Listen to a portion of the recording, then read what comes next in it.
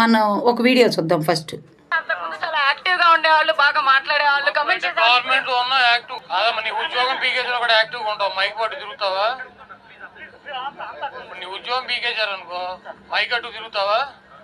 మా ఉద్యోగం పీకేశారు కదా, ఇప్పుడు ఏం చేయము యాక్టివ్ గా.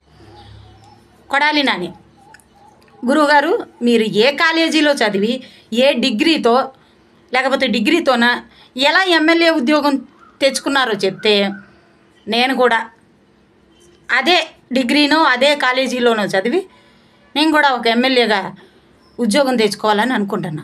చెప్పండి గురుగారు, మిమ్మల్నే ఫాలో అవుతా. కాస్తైనా మనకు సిగ్గు లేకుండా నా ఉద్యోగం పోయిందని అడుగుతున్నావు. నీకు ఇచ్చింది ఉద్యోగం కాదు, నువ్వు కష్టపడి సంపాదించుకున్నది కాదు అది. ప్రజలు నిన్ను ఎన్నుకున్నారు. ఒరే నాయనా, నువ్వు మా తరపున పనిచేయరా, గుడివాడ నియోజకవర్గాన్ని అభివృద్ధి చేయరా అని చెప్పి ప్రజలు ఎన్నుకున్నారు నిన్ను. కనీస జ్ఞానం లేకుండా నా ఉద్యోగం పోయింది అని అడుగుతుంటే ప్రజలు చెప్పుతో కొడతారు. ఒరే, మేము ఓట్లు వేస్తే కదరా నువ్వు ఎమ్మెల్యే అయ్యావు, ఉద్యోగం అంటావు ఏంట్రా? మీ అమ్మ నాన్న చదివిస్తే నువ్వు ఎమ్మెల్యే అయ్యావా? కాదు కదా, మా ఓటుతో కదా గెలిచిందని గుడివాడ ప్రజలు చెప్పు తీసుకుని కొడతారు. గురుగారు, కాస్త మనం అది గుర్తుపెట్టుకోవాలిగా.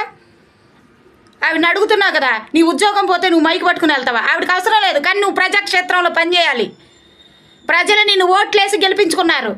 ఏ గతంలో మీరు వైసీపీ 2019 నుంచి 2024 మధ్య ప్రజల్ని రాక్షసుల్లా పీడించుకు తింటుంటే, ప్రతి ఒక్కరి మీద దౌర్జన్యాలు దాడులు చేస్తుంటే నారా చంద్రబాబు నాయుడు గారే కానీ నారా లోకేష్ గారే కానీ ప్రజల పక్షాన పోరాటం చేయలేదా?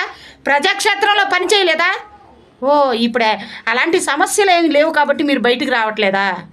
ఓకే, ఆ ముక్క ఏడవాలి. అమ్మా, మేము ప్రజల్ని పీక్కు తిన్నట్టు ఇప్పుడు చంద్రబాబు నాయుడు గారు కానీ నారా లోకేష్ గారు కానీ ఎన్డీఏ ప్రభుత్వం పీక్కు తినడం లేదు, మాకు పని లేదు, మేము ఖాళీగా ఇంట్లో పడి ఏడుస్తున్నాం అని చెప్పాలి.